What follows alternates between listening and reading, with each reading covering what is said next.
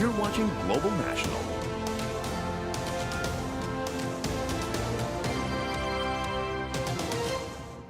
In South Africa, thousands turned up today, eager for a final chance to remember Nelson Mandela ahead of his funeral on Sunday.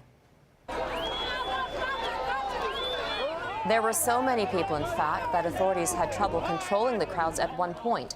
All week, South Africans have been honoring the man who ended apartheid rule in that country. Nowhere is his legacy more powerful than on Robben Island. Our Eric Sorensen traveled to the prison that will forever be marked in South Africa's history. Sunshine, tourists, a ferry ride to one of South Africa's most popular attractions. But there is a seriousness about this trip. I think this is very important to be here. And a learning experience, I guess. We had to come here today.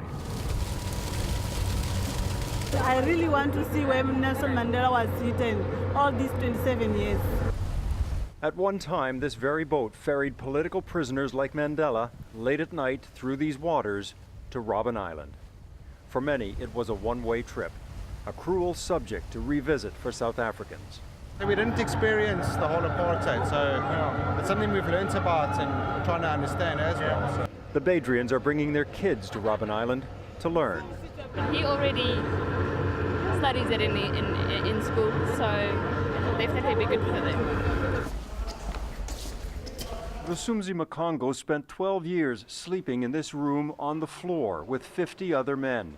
Later, they got beds with no bedding. People will be taken at night here from the cells. Vusumuzi was lucky. He was beaten only once. Others disappeared from this place. They were never seen again. They were killed. This is cell number 7, the cell of Mr. Nelson Mandela. Several prisoners have come back to Robben Island to tell the world what really happened here. Nelson Mandela himself spent 18 years in this tiny cell.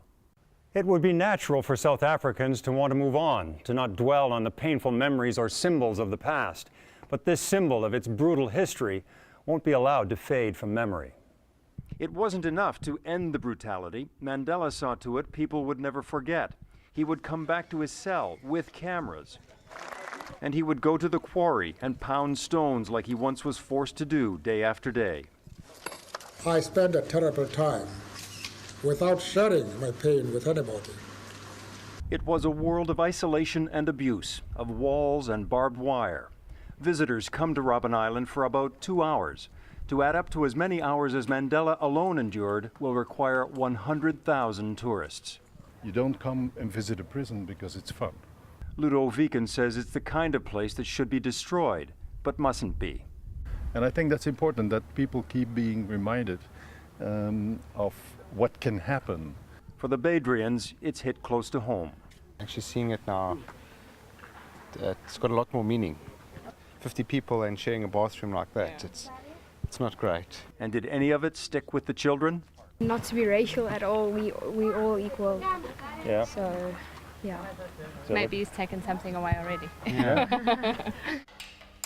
And if people are willing to take something away, Vusumuzi is willing to relive some of his pain, though he'd never wanted to see this place again. I realized the story must be told. He was luckier than many prisoners. He lived to tell the story. You are the survivor of that story that has happened to many people in this place. So you feel an obligation to tell that story? Yes, yes. And the more it's told, the less likely this will be repeated. Eric Sorensen, Global News, Robben Island, South Africa.